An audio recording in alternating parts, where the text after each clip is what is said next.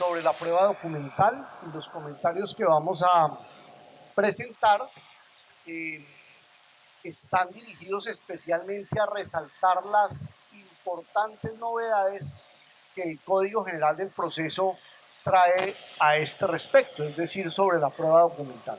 Vamos a intentar hacer pues un repaso general de las normas del Código, que son muchas, resaltando, reitero, qué es lo nuevo del Código General del Proceso. El Código General del Proceso sí hizo un enorme esfuerzo, como lo vamos a ver, por desformalizar la prueba documental, por hacer más fácil la presentación de los documentos al proceso. Y entonces, cuando uno compara a doble columna las normas viejas con las normas nuevas, uno encuentra grandes diferencias que es importante pues precisarlas con el propósito de que estas nuevas normas tengan en la práctica toda la magnitud y aplicación que el legislador ha querido con el fin de desformalizar la situación procesal. Para tratar el tema en orden y con claridad, entonces vamos a tratar esos 12 puntos que ustedes ven en la pantalla. La presentación que vamos a hacer la vamos a entregar. Lo juro que la vamos a entregar, lo prometo que la vamos a entregar. Los organizadores van a entregarla, ¿cierto? Entonces, no necesitan, vea, ya el doctor empieza. Crédulo, es un hombre de poca fe, ya dijo, no la van a entregar, entonces yo más bien voy a tomar fotos. No, les juro que la vamos a entregar. Yo no tengo ningún problema, es una presentación que tiene 70 transparencias en las cuales está resumido todo el tema de la prueba documental para que ustedes no tengan que tomar apuntes de lo que se va a decir. ¿Qué vamos a desarrollar? Algunas generalidades. Los focos de la reforma en documentos. ¿Por qué los focos? Porque al tener claro qué fue lo que la Comisión del Código quiso, se pueden interpretar muchas normas del código. Los códigos no son perfectos. Yo creo que ustedes en este seminario y en otros que han estado seguramente en el Código del Proceso se habrán dado cuenta pues que algunas normas del código dan lugar a diferentes interpretaciones, porque es que los códigos son obras humanas y además son simplemente que una redacción gramatical, es decir, que el legislador termina utilizando las palabras como instrumento para poder expresar lo que quiere. Pero a veces el legislador se equivoca, no usa la palabra adecuada, o a veces una cosa que nos pasó y que nos estamos dando cuenta ahora es que no lográbamos cuando estábamos redactando las normas imaginarnos todo lo que en la práctica podía presentarse. Es más, cuando estábamos en la comisión no lográbamos imaginarnos todo lo que la gente después podía imaginarse sobre esas normas. No logramos, apenas cuando las normas entran en vigencia es que uno dice, pero ¿cómo van y leen eso así? Si hubiéramos redactado de esta otra manera, de pronto no interpretarían así, pero ni modo, es que al mundo no se le puede dar vueltas para atrás, y entonces las normas ya están como están, y por esa razón es necesario explicarlas no solo en lo que dicen, sino por qué dicen lo que dicen, que es lo que vamos a tratar de hacer aquí. ¿Por qué la norma dice lo que dice? Cuando uno entiende eso y entiende el cambio del sistema, uno dice, pues ya entiendo plenamente qué fue lo que se quiso, y de esa manera puede comprender y aplicar como abogado, como juez, como funcionario administrativo mejor esas normas que están contenidas en el Código General del Proceso. Entonces, por eso es importante ver los focos. Vamos a ver las oportunidades probatorias. El Código trató de que los documentos se aportaran desde el principio del proceso. Es un parámetro muy importante del código. ¿Por qué? Porque como lo decíamos en la primera charla de este seminario que yo estuve, no sé si ustedes recordarán, pero yo les contaba y uno de los propósitos del código es la transparencia. Lo que usted tiene lo pone desde el principio. No es que usted administre la prueba y la tiene escondidita y entonces interrogatorio de parte y la presenta. Vamos a ver que está prohibido a las partes presentar documentos en el interrogatorio. Eso tiene una razón de ser, que es la transparencia. Antes la gente guardaba y aparecía con el documento del interrogatorio porque de esa manera no le da oportunidad a la parte contraria de ¿qué? De contraprobar. Era un código, el código del año era un código que facilitaba ese tipo de estrategias. El nuevo código, decíamos en la charla anterior, es un método de conocimiento de la verdad donde de manera solidaria y transparente las partes tienen que contribuir a establecer la verdad. Entonces el código exige que usted colabore más con la prueba. Usted se opone a un dictamen pericial, ya no es indicio grave como antes, ahora es confesión presunta. Usted se opone a una inspección judicial, ya no era como antes, indicio grave, que eso de indicio grave, quién sabe qué es. No, es confesión presunta. Ahora usted no guarda el documento, usted presenta el documento desde el principio. Vamos a ver que en esa dirección hay muchas normas. Antes usted hacía un documento diciendo desconozco, subiendo los hombros. ¿Para qué? Para que al otro le toque probar la autenticidad. No, ahora si ustedes se fijan, el desconocimiento del documento es igual que la tacha.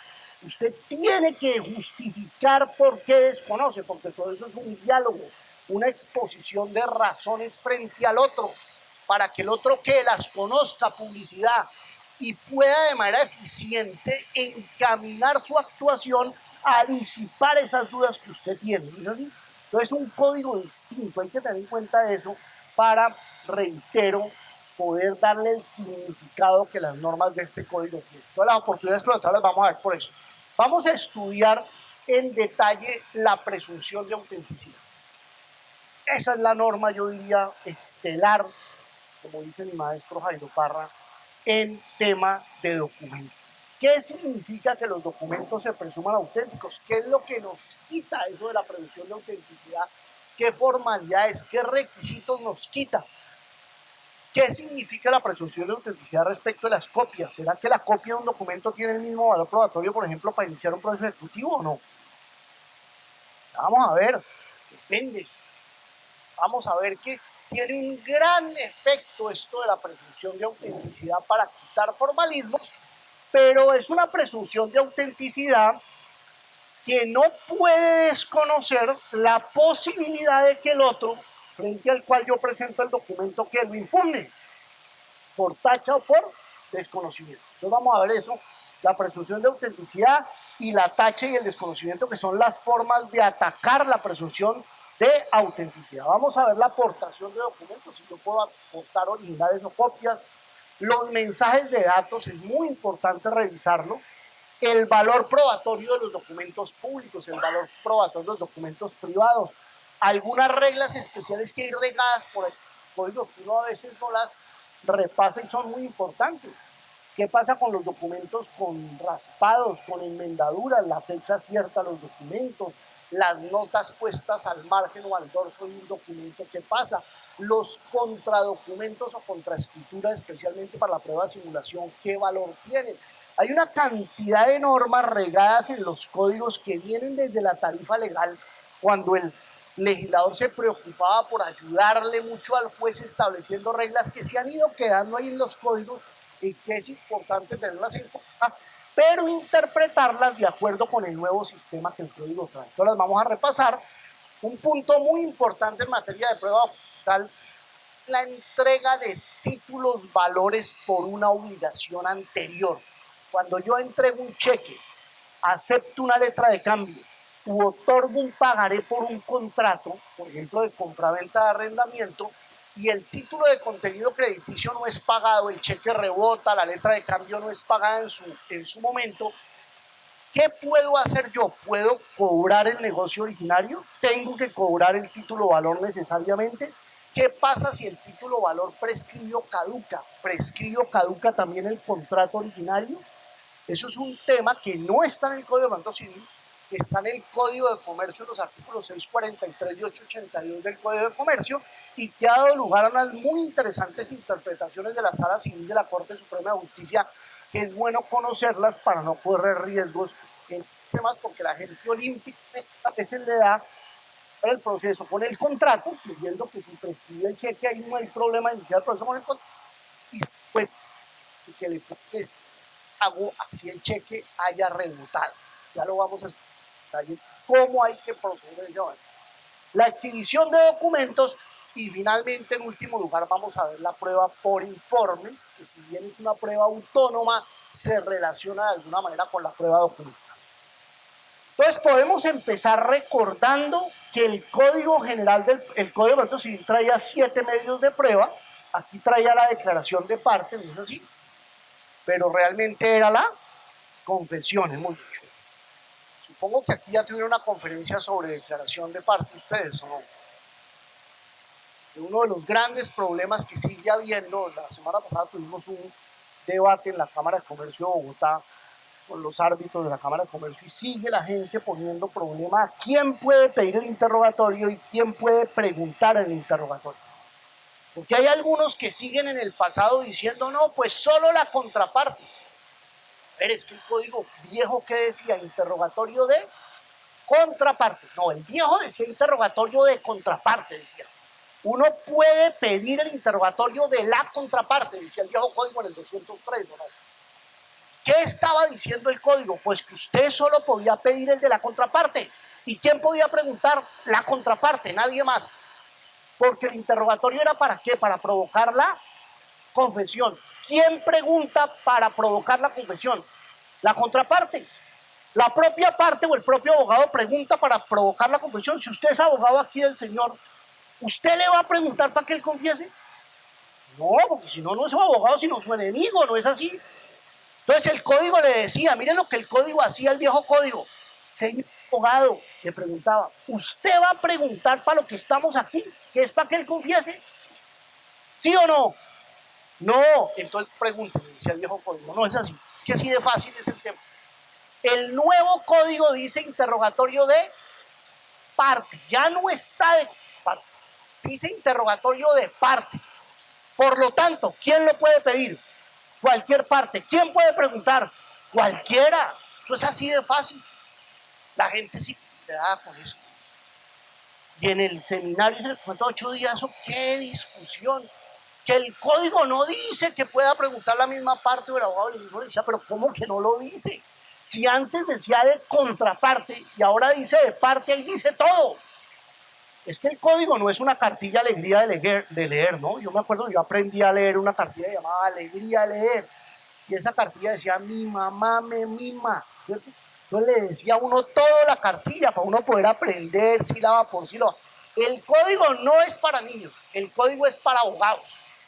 Y es para abogados que tienen que leer, saber la historia de las instituciones, repasar en la razón de ser las decisiones y poder darle a esas palabras de la ley todo el significado. El código no puede decir, en consecuencia, señores, interpreten la parte y su abogado puede preguntar. No, así no se redacta un código, no es así. Porque no se redacta para niños, se redacta para adultos. Es que alguien reclamaba en ese seminario que por qué el código no decía que el abogado puede contar, pues es que a decir interrogatorio de parte lo dice. Tiene uno que interpretar, ser capaz, ser dar una norma, porque además ese es el juez de hoy, el abogado de hoy es así. Si uno se remonta a todo el debate que hay hoy entre positivistas, ¿cierto? Y gente que está de acuerdo con los principios, con los valores que hay en las normas, que es un tema filosófico, no vamos a utilizar aquí. Pues si uno que concluye que no se puede quedar con, sino que hay que ir más allá, a la razón de ser de las disposiciones y sobre todo a los principios entre los cuales está el de ciencia. Para buscar la verdad hay que oír a la propia parte y por lo tanto hay que permitir que todo el mundo le pregunte esa parte. Déjenme cerrar eso que no es el motivo de esta conversación, pero quiero decir, la gente además le ha dado mucha importancia a esa pregunta. ¿Quién puede preguntar? Puede preguntar todo el mundo, es la respuesta. Ahora, lo que pasa es que su propio abogado generalmente no necesita preguntarle a usted, porque su abogado debió haber expuesto los hechos en la demanda y en la contestación. Por lo que usted diga en el interrogatorio no van a poder condenar al demandado, porque el principio de congruencia que es el que fija el cuadro de la instancia respecto del cual su demandada se está defendiendo, es lo que dice la demanda y la contestación. Tengamos claro eso. Por lo tanto, el abogado solo va a poder preguntarle a su propio cliente para un tema de aclaración o de complementación que resulte en la audiencia.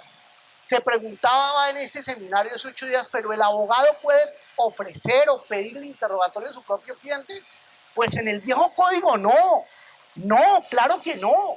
En el viejo código, porque era interrogatorio de contraparte. Usted, cuando usted pedía el interrogatorio de su propio cliente, uno decía, uy, usted de derecho probatorio no sabe nada, ¿no? ¿Cómo va a hacer usted eso? Le decía uno. Pero en el nuevo código que usted diga, mire, pido que oigan a mi cliente, pensemos que es un debate sobre una fabricación de un determinado producto en donde usted como demandante es un verdadero experto y es un tema muy técnico y usted sabe que su cliente es un experto exponiendo eso. Usted dice, oigan a mi cliente, qué bueno que oigan a mi cliente, ustedes verán cómo mi cliente es capaz de explicar, señor juez, ante la contraparte, por qué el producto, por qué la mercancía salió de determinada calidad. Por favor, oiganlo, qué mejor fuente para que explique lo que pasó aquí que él mismo, ¿no? ¿Tendría algo de raro eso? No, ya no, porque usted como abogado ofrece que lo digamos a él, porque dice usted, oigan a la parte, no es a la contraparte, a la parte, oiganla por favor. Pero es que si así usted no lo pida, igual hay que oírlo, porque el código dice que hay que pasar el interrogatorio de oficio y el sentido. Así que si usted no lo pida, hay que oírlo. ¿Vamos? Y después de que decretemos oírlo, ¿quién le puede preguntar a usted? Todo el mundo, que es otra duda que ha surgido muy grande. Oiga, que si usted no lo pidió, no puede interrogar. ¿El código tenía que decir eso? Lo dice la Constitución, señores. La Constitución dice que toda persona, usted de contraparte, tiene que tener la oportunidad de conocer las pruebas que se van a usar y de controvertirlas. Es una norma constitucional. ¿Cómo se controvierte una declaración? Preguntando. Entonces, cuando usted y le tapan la boca y dice, no, usted no puede preguntar porque usted no dijo que iba a preguntar, pues le están violando su derecho de acceso a la prueba, su derecho de contradicción. Eso no tiene que, fue el código, no tenía uno que verlo como parte. Oiga, yo me reservo el derecho a preguntar, es que la Constitución lo dice. Por lo tanto, hay que quitarnos tanto paradigma y tanto formalismo que teníamos antes. Y pongo esa pregunta porque lo mismo nos va a pasar ahorita en prueba documental, porque ya la gente está empezando a ponerle problema a la presunción de autenticidad, pero le ponen problema porque seguimos anclados en el pasado. Las cosas cambiaron, hay un antes y un después. El código viejo está derogado, ¿tenemos claro eso? Debemos pararnos aquí todos y jurar que desconocemos que el código viejo está derogado. Este gente que quiere seguirlo aplicando está derogado. Aquí ante uno tiene, por eso Manuel Kant decía, hay que desaprender, decía él, es borrar para volver a aprender. A ver.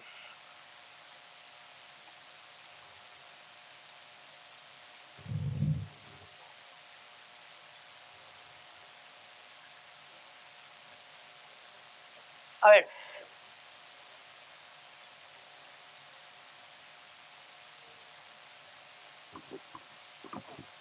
A ver.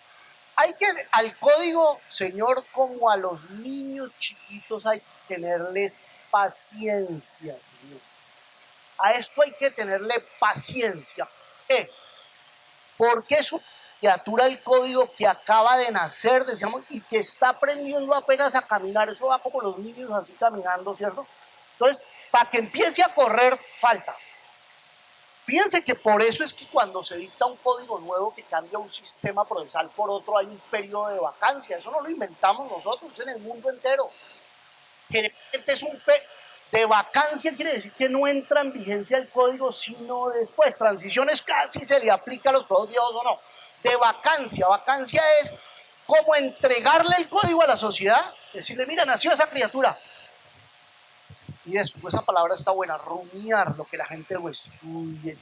Y sin embargo, hay gente que no lo entiende, porque si usted sigue pensando en el pasado, no lo va a entender. En el pasado era interrogatorio de contraparte. En el presente es interrogatorio de parte. Yo expliqué la vez pasada, pero si quieren lo hacemos en 5 minutos, ¿por qué era eso así? Yo decía en la charla pasada, a ver, para profundizar el tema, y me parece importante porque el tema está dando muchas dificultades, que en el pasado eso era así porque teníamos jueces que sin conocimiento, sin experiencia, por favor traslades a la Edad Media, ¿quién nombraban de juez? Decíamos la charla anterior, a cualquiera. ¿Eran jueces que venían los sábados aquí a hacer cursos? No, cualquiera, era el amigo del juez, el del príncipe, del rey, era un cortesano, nombraban. Entonces, hoy los jueces son jueces con conocimiento y con experiencia, tenemos que aceptarlo. Un juez hoy es un abogado titulado que tiene experiencia y que hay un organismo que lo capacita, es otro juez, exacto, es otro juez, el del pasado no. Entonces, como era ese juez sin conocimiento, ¿quién definía la valoración probatoria? La ley, en una tarifa legal, y la decidía antes de practicar las pruebas de manera general. Ese era el sistema de tarifa legal. Como usted, perdón, ejemplo, no tiene conocimiento de experiencia, le voy a ayudar, le decía el legislador. Mire, le voy a entregar una tarifa para que usted todas las pruebas las aprecie así.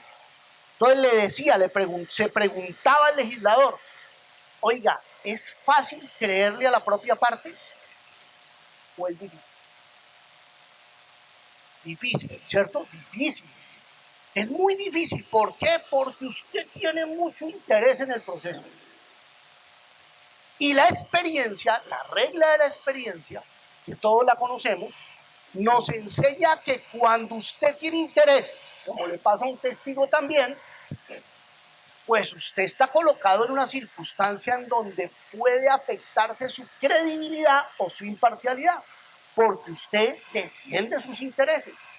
Como usted, señora juez, no conoce experiencia para poder discernir y valorar cuando esta persona con interés dice o no dice la verdad, lo más fácil es que por regla general, en todos los casos, usted no le crea al que es parte. Y por lo tanto, solo vamos a practicar la declaración de él para que usted le crea cuando él declara en contra de él mismo, porque ahí sí es creíble, porque él está actuando en contra de su naturaleza humana.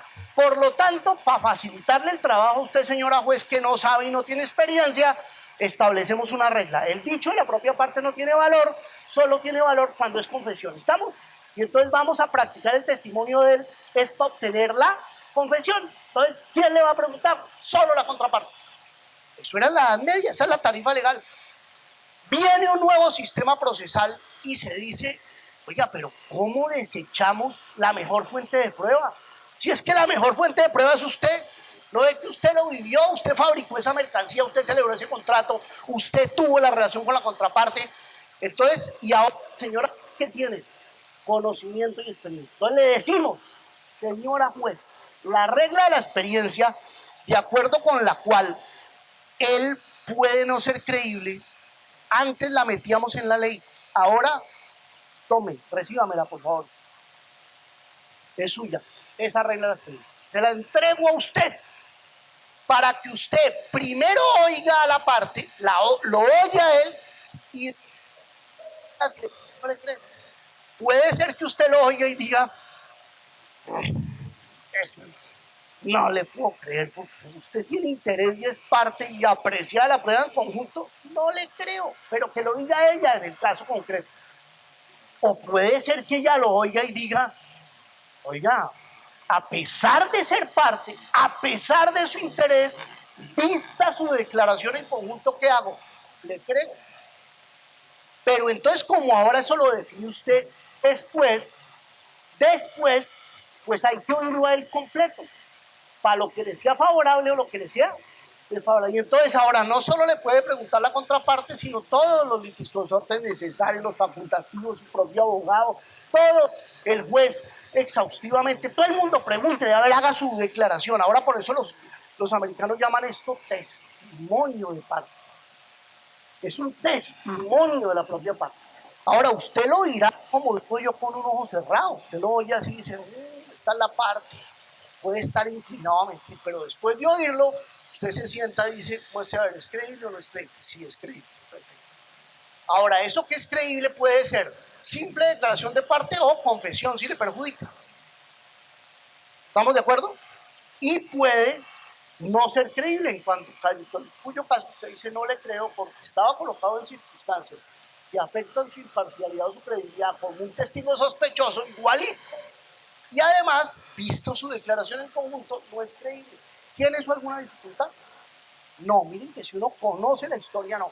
Es que en el nuevo sistema, las reglas de la experiencia están incluidas en el sistema de sana crítica que se le entrega al juez. El juez se le dice, ya pues no tiene tarifas legales, sino le dice, señor juez, precie usted las pruebas, incluso la declaración de la propia parte, de acuerdo con la lógica, de acuerdo con la regla de la experiencia y de acuerdo con las comprobaciones de la técnica y la ciencia. Por eso, reitero, señores, abandonen el pasado. Toca estar en el presente para aprender las nuevas instituciones. Y lo mismo va para la prueba documental. Antes los documentos eran difíciles, formalizados, firmados. Hoy en día no son así. Mire, esta primera transparencia es muy importante. Esto lo tomamos anoche estábamos preparando esta charla, acabamos de preparar la última noche. Ustedes entran a una página web, esta dirección, y ustedes ven cada segundo cómo está personas en internet. Están 3.653 millones de seres humanos.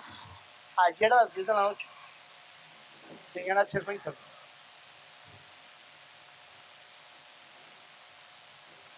El número de páginas web es 1.205 millones en el mundo.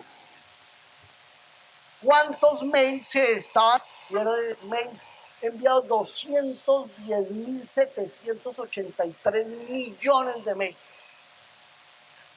O sea, ahora todo es que electrónico, ¿cierto? Fíjense ustedes, si ustedes miran para los lados, las personas que tengan computadora adelante, ¿cuántos tienen? Muy poquitos, ¿cierto? Nadie trae. Bueno, o el teléfono, ¿quién tiene un computador al frente? Usted se ve más joven cuando tiene un aparato electrónico al frente. Los que están tomando apunte en cuaderno, usted los mira y son los más viejitos.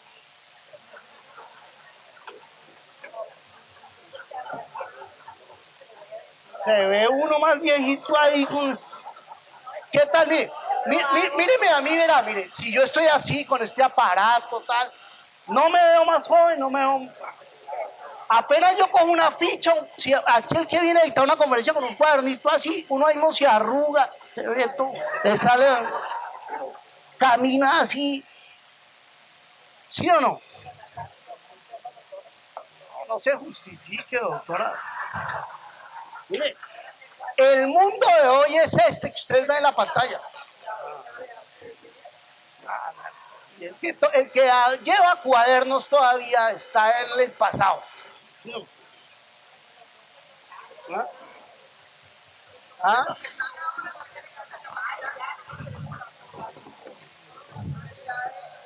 El que todavía, a ver, señores, el que todavía va y paga los servicios públicos al banco para que le sellen el recibito, eso es el pensionado, son todos los pensionados. La gente joven, va, dígale usted a un muchacho joven, va a pagar el recibo. Dice, pero a ver si esto se puede ver por internet o no. ¿Ah? Bueno, pero véanlo desde otra óptica. Véanlo, vea, esto dice, y está en aumento, mire, esto está aumentando. Esto, el código partió de esta base. Tenía el código que ser consciente de una realidad. El mayor número, o mejor, la comunicación humana, digamos, hoy en día, en mayor número se hace electrónicamente. Si uno lo piensa en su vida privada, ¿cuántos documentos usted escribe hoy físicamente? Firma, ¿usted cuántos documentos firma? Su firma, ¿cuántas veces la pone al día hoy en día? Únicamente. No más. Pero antes, yo hace 10 años, cuando yo llegaba a mi oficina, me sentaba, tenía un paquete así de documentos para firmar. Yo firmaba, mi secretaria doblaba, metía un sobre, no me acuerdo qué hacía así en el... Yo le decía, no haga eso, le decía yo, no haga, y ella, y espandaba al poder. Y uno además mentalmente, uno estaba esperando, esta carta le llega en 3 días, decía uno al destinatario. Luego en 3 días o 5 días más me contestan. Era el mundo de ese momento, uno estaba programado de esa manera. Hoy pasa eso. Usted hoy le da enviar y usted está esperando ahí que le conteste, ¿o no? Miren que el mundo ha cambiado. Tengamos en cuenta eso para la prueba documental.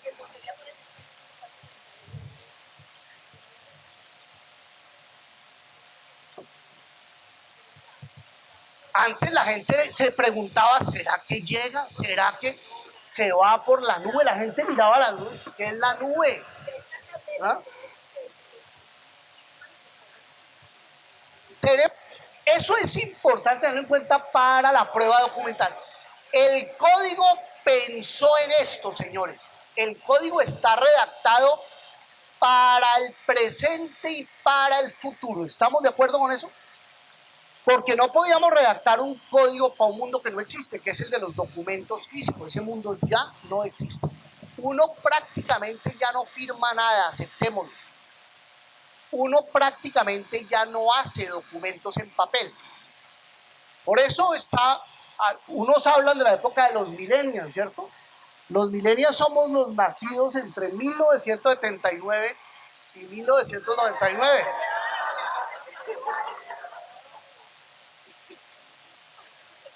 Nos estamos incluyendo todos, los estoy incluyendo a todos. Del 79 para acá, se dice. Los millennials que quieren estar siempre conectados. Si uno lo mira desde el punto de vista bancario, esta es una presentación.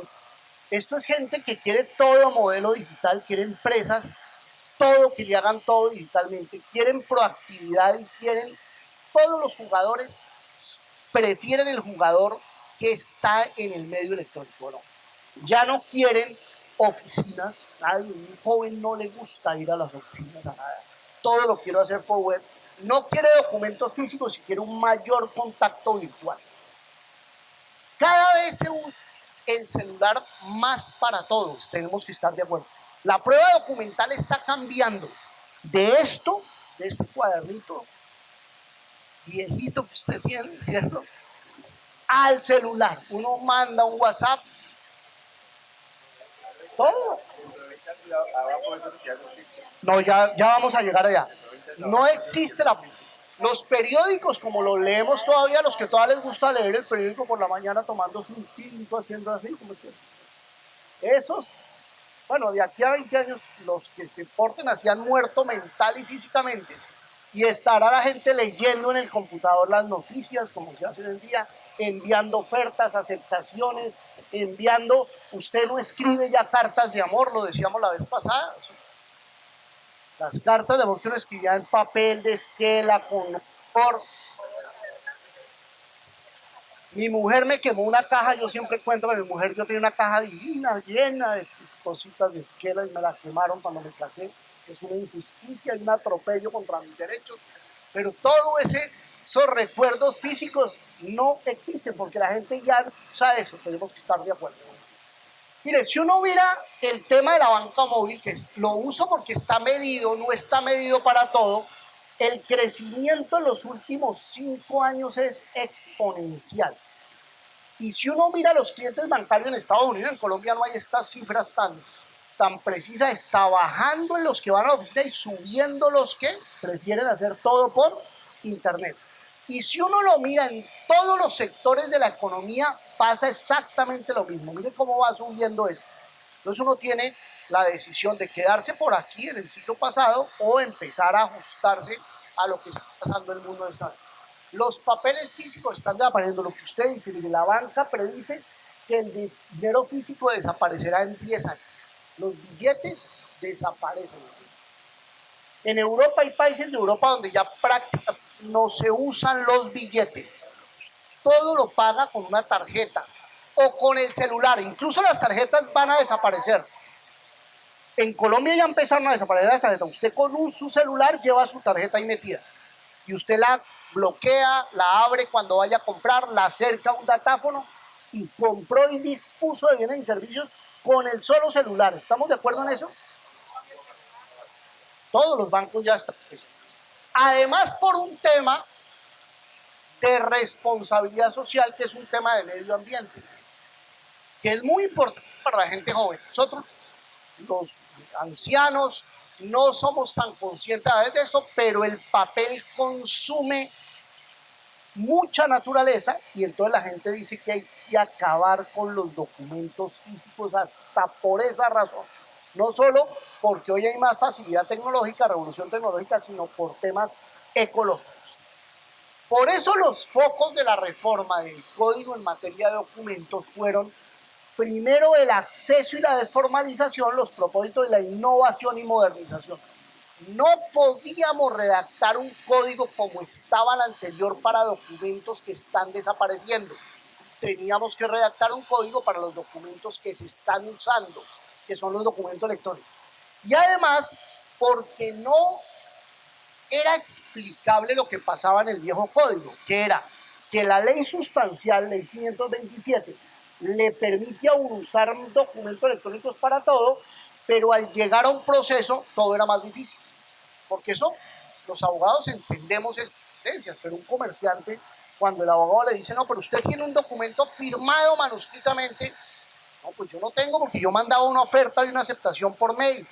Ah, no, no se puede probar así. La gente terminaba diciendo, pues los abogados y jueces, ¿en qué mundo están? Ese aparato judicial lo inventaron contra mí, decía la gente, porque si yo esto lo hago, los negocios de esta manera los hago, ¿por qué es más difícil acreditarlos en un proceso?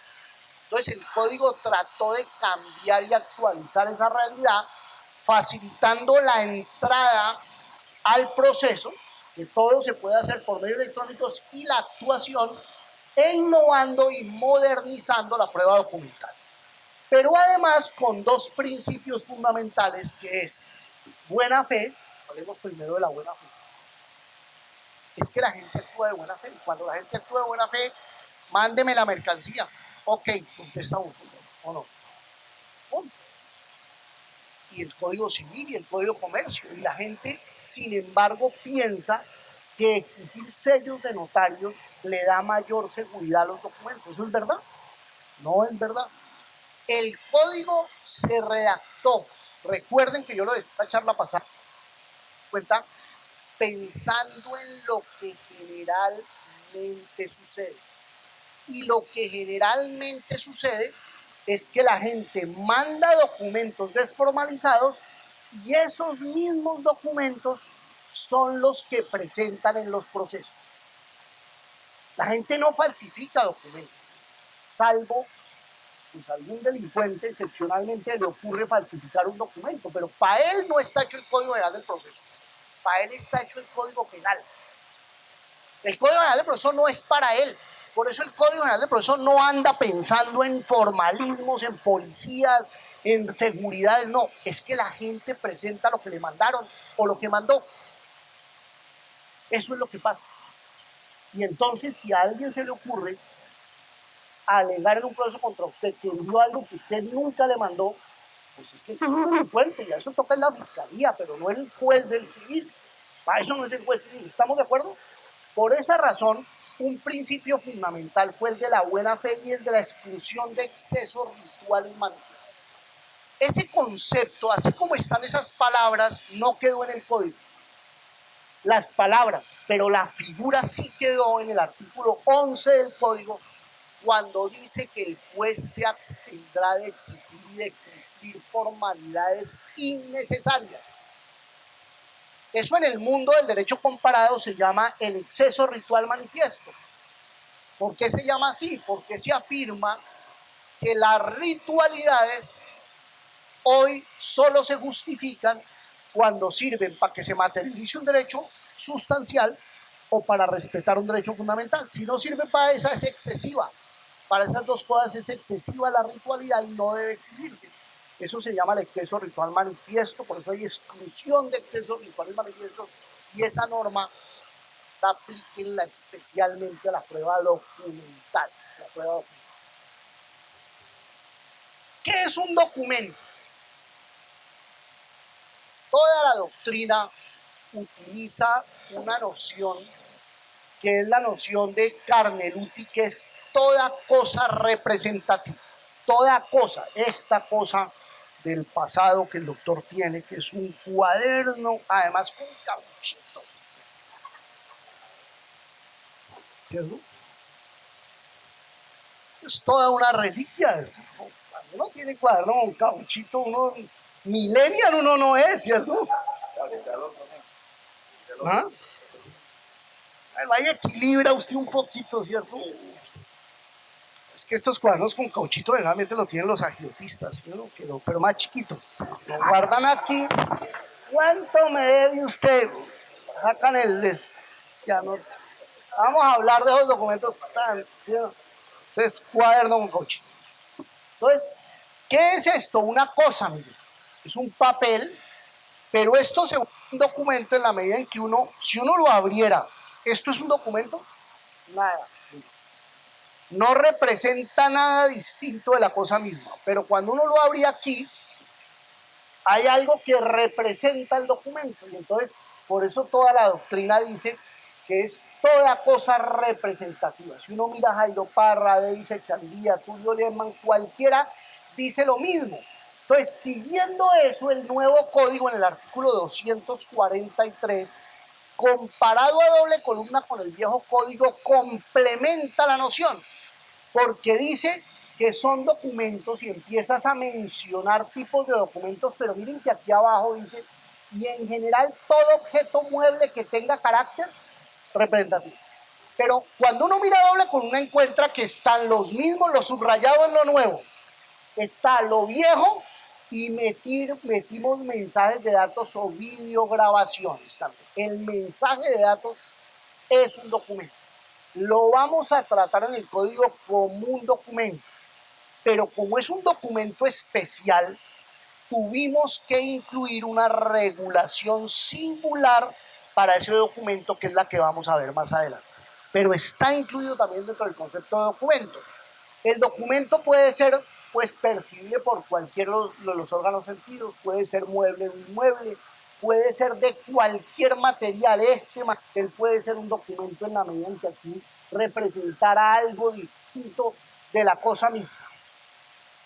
¿Qué funciones jurídicas cumple el documento? Dos funciones, hay que tener en cuenta. La prueba documental la usamos muchísimo extraprocesalmente, porque en nuestras relaciones estamos continuamente documentando lo que hacemos, lo que decimos, los procesos, la responsabilidad que esperamos de los otros, las documentamos. Siempre esas relaciones terminan entrando en crisis y siendo debatidas ante el aparato jurisdiccional, de tal manera que hay una importantísima función extraprocesal del documento, porque el documento a veces nos sirve es indispensable, nos sirve para hacer unos determinados negocios que la ley sustancial te exige que sean a través de una prueba documental, una promesa de venta, un contrato de hipoteca. Eso la ley dice que tiene que haber un determinado documento, de tal manera que no logramos realizar el negocio si no cumplimos la formalidad respectiva, que es lo que se llama documentos ab solemnitatem, y el código dice que esos tipos de documentos se prueban con la solemnidad. Eso se mantiene en el nuevo código, de tal manera que esa solemnidad no puede ser reemplazada por ningún otro medio de prueba. Si yo quiero probar que soy propietario, como en Colombia tenemos un sistema de título y modo, toca con el título y el modo. Y eso se mantiene en el nuevo código. No traigo 10 amigos para que digan que yo soy el dueño en el proceso reivindicatorio del bien. Pues bueno que uno tenga 10 amigos. Pero sirve la testimonial, vamos a verlo más adelante, que una regla por allá en el código que dice no le sirve la prueba testimonial para reemplazar la prueba documental cuando la ley sustancial exija la prueba documental. No sirve, porque es un tema de conducencia de la prueba, de idoneidad de la prueba. Y hay documentos que son simplemente aprobaciones con independencia, que son aquellos necesarios para que pueda aprobarse, los registros civiles, por ejemplo. No, muy importante. ¿Sí? Que todavía firman sus manuscritos. Sí.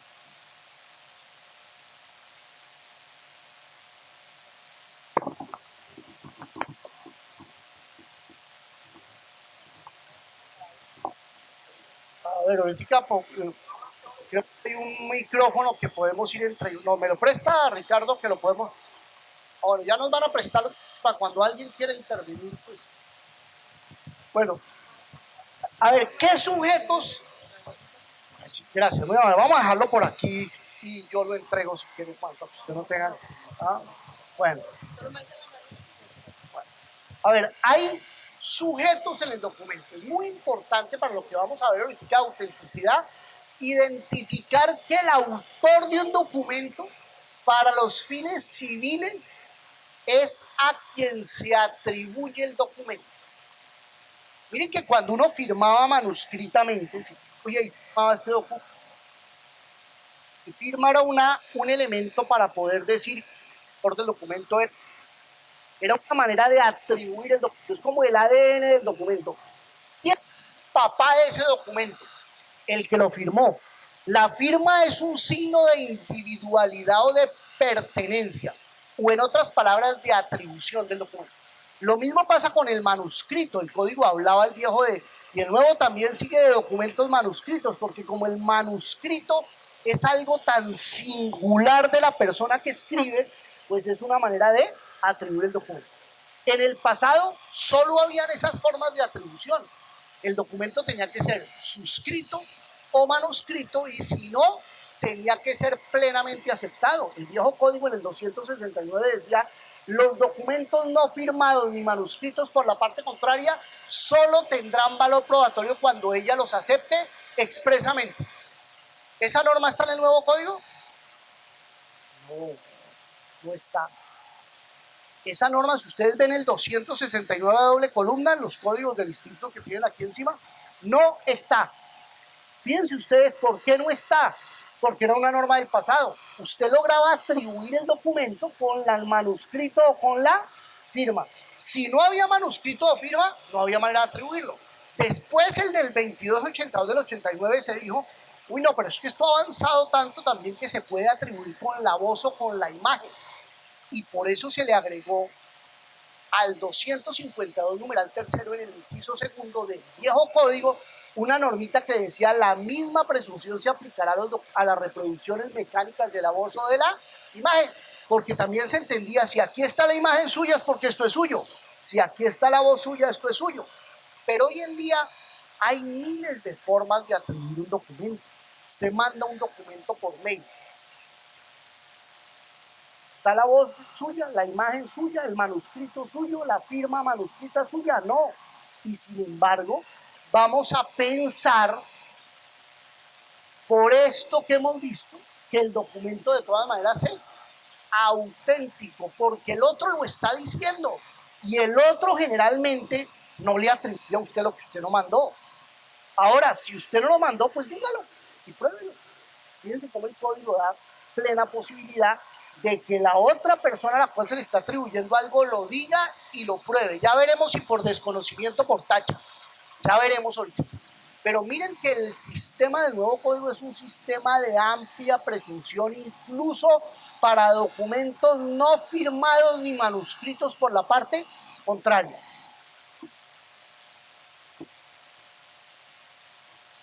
¿Qué valores especial tienen los documentos? Cuando uno rastrea la historia del derecho probatorio, se encuentra que especialmente a partir de la Edad Media para acá, antes de la Edad Media se creía más en el testigo vivo, es decir, en la palabra hablada, pero a partir de la Edad Media se dijo: no, eso es mejor que todo coste porque lo escrito ahí queda, dijeron ellos. La palabra nace y muere en el sonido de la voz y se la lleva el viento, decían. Entonces, mejor creamos en el documento, y eso es lo que siempre le ha dado el derecho probatorio un valor especial a la prueba documental. No obstante, la doctrina también advierte que si bien eso es así, con el documento, es decir, como lo llaman algunos, el testigo muerto, que es el documento, porque en última no es más que un testimonio lo que tiene el documento, pues se puede fiar en él en la medida en que se pueda fiar de su autor. Eso no es tan cierto que por coste por escrito sea más verdad, porque hoy en día las personas, actuando de buena fe sin incorporar en documentos, de todas maneras están diciendo la verdad, e igual se pueden decir mentiras por escrito, es lo que quiere decir. Entonces, por eso dice, mire, no se debe exagerar esta regla porque se puede fiar del documento en tanto podamos fiarnos de su autor. Esas reglas de la sana crítica o de psicología judicial o crítica científica que se aplican para la prueba testimonial y que ahora hay que aplicar también para la declaración de parte, porque son reglas de crítica, de valoración probatoria que también aplicamos para el dicho de la parte. Antes eso era para el dicho del tercero, ahora también para el dicho de la parte, pues también tenemos que aplicarla para un documento, porque en un documento hay una declaración de alguien y por eso su valor, su credibilidad, la establecemos también de acuerdo con las reglas de la psicología judicial, creyendo o no creyendo en su autor. De acuerdo, ya lo vamos a ver también un poco. De acuerdo, ella dice que tiene que ver con la globalización. Pues verdad, porque hoy las personas pueden comunicar por los medios tecnológicos sin consideración al lugar o la distancia, que era una limitación que antes existía para el intercambio entre las personas. Oportunidad de aporte de documentos. Decíamos al principio, el nuevo código es mucho más existente que el anterior al indicar que el demandante todo lo que tenga lo debe aportar con la demanda. Y además dice el código que en la misma demanda debe indicar qué tiene el demandado para que él lo aporte.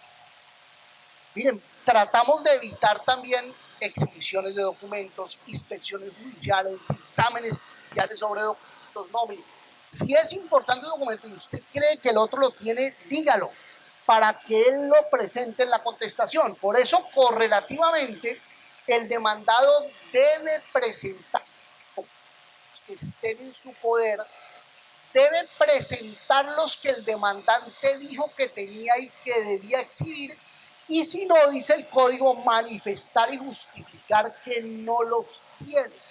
¿Qué puede ser? Yo no tengo los documentos. Entonces lo manifiesta porque como es un proceso en donde se exige transparencia y además es un proceso en donde el juez va a tener que calificar al final la conducta de las partes, que es un nuevo estatuto, una nueva institución que existe en el código. El juez siempre debe calificar las conductas de las partes y deducir indicios de ella, dice el 280 del nuevo código. Pues usted tiene que manifestar que no tiene lo que el otro le está diciendo, que usted tiene que justificarlo para evitar esa consecuencia desfavorable que está en el artículo 280 del Código General del Proceso. Miren que es importantísimo tener en cuenta, en tercer lugar, el proceso monitorio. En el proceso monitorio, que el código trae un proceso monitorio puro, donde yo puedo demandar sin documentos. Yo puedo decir, usted me debe 30 millones de pesos sin documentos, ese es el monitorio del código de proceso.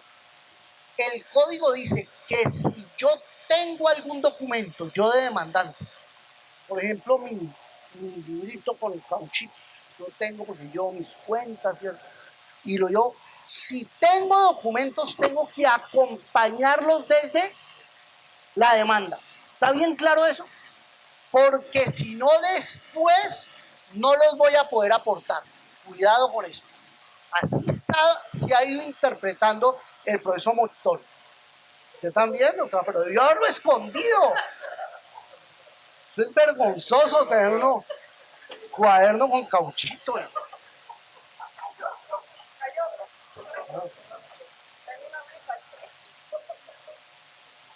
Y adelante tenemos a la gente más de mente más joven de este salón. Bueno, miren, el monitorio es muy importante. Esta norma ha sido criticada por algunos doctrinantes porque han dicho, oiga, es que en Europa, resulta que en Europa el monitorio es un poquito diferente. Porque en Europa el monitorio, la demanda, es una petición de pago. El doctor Hernán Fabio, no sé si ustedes han visto el último libro de Hernán Fabio, acaba de salir. Hernán Fabio es un gran maestro y lo digo con el mayor admiración y con el mayor respeto. Pero en el monitorio Hernán Fabio López dice que el monitorio es un engendro, dice. Engendro. Dice Hernán Fabio. Y uno de los puntos por los cuales critica el monitorio y justifica su calificación es este de la demanda. Él dice que es una demanda muy complicada la del monitorio porque exige contar todo y aportar lo que uno tenga, que en Europa eso no es así, porque en Europa el monitorio es: yo pido que libren un requerimiento de pago contra él, eso es el monitorio, usted pide las 10 bases, lo que libren contra él. Si él no se opone, se constituye el título ejecutivo con su silencio. Pero si él se opone en Europa, fíjense, yo empecé facilito, pido que libren el requerimiento, pero si él se opone, ahí termina el monitorio en Europa y toca presentar la demanda declarativa, contestarla, notificarla, contestarla y para poder seguir con el declarativo. ¿Está claro cómo es en Europa? En Colombia no es así, que es lo que Hernán Fabio no se ha dado cuenta por qué quedó como quedó. En Colombia teníamos al principio así, una solicitud y una demanda después. Y recuerdo que fue Martín Bermúdez, un miembro de la comisión, un prestigioso abogado, el que dijo: pero ¿por qué 2 demandas? O sea, yo empiezo diciendo: solicito que haga un requerimiento de pago, y no digo por qué, no justifico, pues usted no tiene información. Entonces usted generalmente, sin información, ¿usted qué va a hacer? Oponerse. Claro, eso es lo psicológicamente una persona sin información a ciegas, ¿qué hace? Se opone. En cambio, fíjense lo que decidimos: cojamos estas 2 demandas y ¿qué? Una sola. Más bien empecemos, además porque el nuevo código exige la transparencia. Señor, pido un requerimiento contra usted porque usted me debe la suma de 20 millones de pesos por un negocio que hicimos de compraventa de un vehículo, por tanto, y usted me quedó debiendo tanto. Todo, yo digo todo. El demandado, ¿qué le pasa cuando le contestamos? Sabe todo. Fíjense que es un ciegas porque yo no dije nada, a que yo dije todo. Y usted entonces, con toda la información, lo invitamos al demandado a que genere un diálogo constructivo frente al juez. Y entonces, si usted se opone, yo no tengo que presentar una segunda demanda porque ya presenté una demanda completa. ¿Yo qué hago? Me corro un traslado y seguimos de una vez con el declaratorio. En Colombia no hay 2 demandas. Doctor, hágame un favor. Personalmente yo creo que quedó mejor que el europeo. Porque el europeo tiene 2 demandas. El colombiano tiene una sola. Pero no porque, como lo dice Hernán Fabio, hayamos querido enredar la primera demanda. No, fue para darle al demandado mayor información, que fue uno de los nortes del código, y con esa mayor información hacer un diálogo más productivo. Y además para evitarnos una segunda demanda, un segundo traslado, un enredo que no tenía sentido si queríamos un proceso más eficiente. Ninguna figura, señores, que se trae de otro país se puede implantar automáticamente. Si usted importa algo y lo aplica automáticamente, no, usted la estudia y usted la analiza y dice: oye, ¿qué quiero yo aquí? Eficacia y rapidez y transparencia.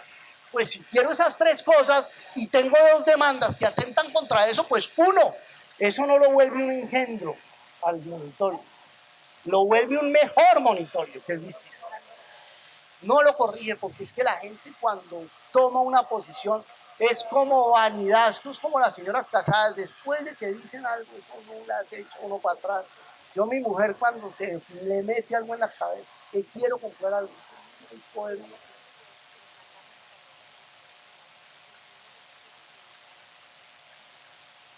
ese es otro tema. A ver, ya que usted lo pregunta, a ver, le cuento. Le voy a contar. Esa es una duda que ha surgido en el monitorio. ¿Se requiere o no se requiere el requisito de procedimiento? Yo no sé si yo conté eso la vez pasada. Yo no les conté por qué quedó ese error. Bueno, a ver, les voy a contar qué fue lo que pasó. Voy a contarles un momento qué fue lo que pasó. Miren, una de las ideas que teníamos en el instituto era unificar procedimientos. ¿Sí o no? Es decir, teníamos ordinarios, abreviados de viales, ejecutivo de mínima cuantía, ejecutivo hipotecario, ejecutivo para el cobro de ejecuciones. Decíamos: quitemos procesos, uno solo, ojalá. Esa fue una idea. De hecho, hace unos días nos reunimos a almorzar, estaba también Hernán, y decíamos que si hoy pudiéramos volver a redactar el código, ¿qué haríamos diferente? Fue una de las que las pusimos para eso. ¿Qué haríamos diferente? Pero no podemos, ¿no? Ya, el mundo no se le da vuelta para atrás, eso lo hizo Superman.